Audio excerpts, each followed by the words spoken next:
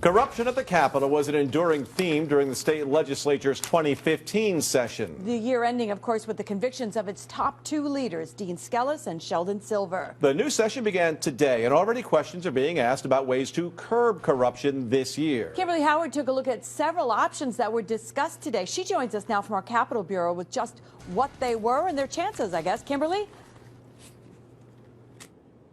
Well, listen, Greg, there's a bunch of ethics proposals that we've heard time and again, bills that have maybe passed one house but not the other. Today, the government groups are saying no more excuses, and it seems like lawmakers on both sides of the aisle are listening.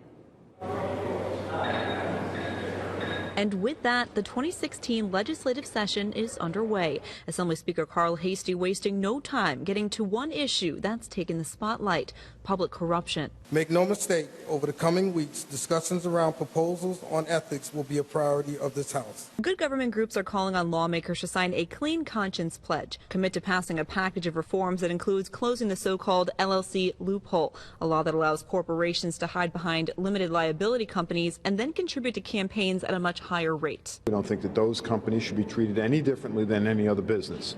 And those are campaign contributions that are often shrouded in secrecy and at the heart of both scandals with Skelos and Silver. The LLC loophole, sure, we'll close that, but let's talk about the other side as well and limiting what the unions can put in to campaigns, because if you're going to limit ostensibly one side of the aisle, you have to limit the other side. It's both sides of the aisle that have been rocked by corruption. The federal convictions of Democratic Assembly Speaker Sheldon Silver and Republican Senate Majority Leader Dean Skelos still fresh on everyone's minds. Both trials prompted questions about lawmakers' outside income. The public, number one, can't stand a corrupt politician.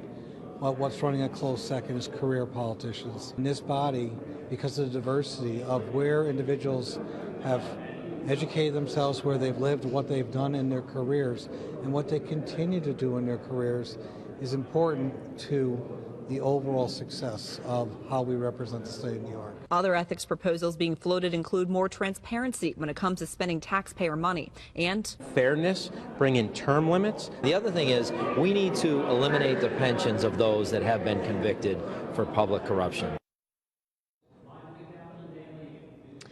So nothing earth-shattering that was achieved today, really just a formality. All eyes now on next Wednesday when Governor Cuomo will give his combined State of the State and budget address. We're live at the Capitol. Kimberly Howard, CBS 6 News.